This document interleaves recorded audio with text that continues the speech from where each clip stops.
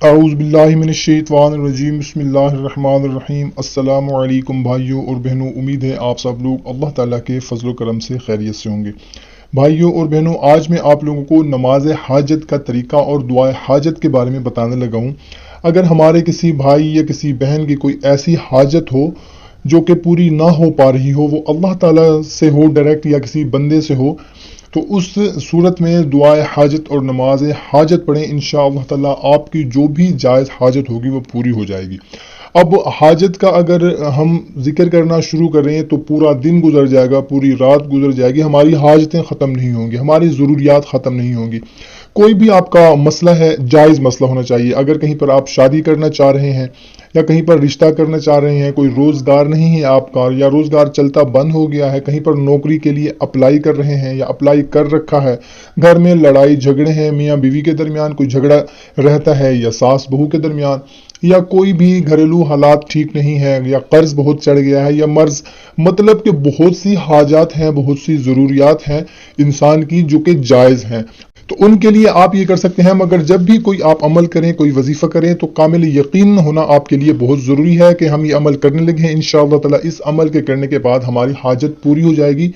ہمارا کام جو ہے وہ ہو جائے گا، تو انشاءاللہ تعالیٰ ضرور ہماری پریشانی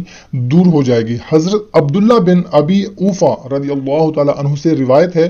کہ رسول اللہ صلی اللہ تعالیٰ علیہ وسلم نے فرمایا، جس شخص کو کوئی حاجت اور ضرورت ہو اللہ تبارک و تعالیٰ سے متعلق یا کسی آدمی سے متعلق، یعنی ایسی ہو جس کا تعلق براہ راست اللہ تبارک و تعالیٰ سے ہو، کسی بندے سے اس کا واسطہ ہی نہ ہو، یا ایسا معاملہ ہو کہ بظاہر اس کا تعلق کسی بندے سے ہو، بہرحال اس کو چاہیے کہ وہ وضو کرے اور خوب اچھا وضو کرے، اس کے بعد 2 رکعت نماز پڑھے، اس کے بعد اللہ تبارک و تعالیٰ کی کچھ حمد و ثنا کرے، اور اس کے بعد